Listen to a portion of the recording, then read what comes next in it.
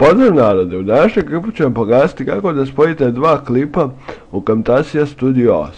Prvo što treba jeste da ovdje prevučete te klipove koje želite da spojite. Naravno ne morate samo dva, možete i 3, 4 koliko želite.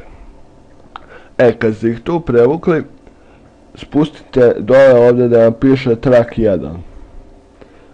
Sad ovdje odaberete koja će vam rezolucija biti. I idete ovdje OK. Ovo ovdje prevučete ovdje baš na početak. I isto tako ovdje na kraj prevučete drugi. I isto ih ovako spojite. Kad ste to uradili, treba da ih renderujete. Sad samo malo. Next, znači nije bitno naziv. Ovdje da odaberete gdje će da bude, desktop. Save. Sad ću ja ovo da ubrzam. Sad kad ste ga renderovali, on će se pojaviti da ste odabrali. I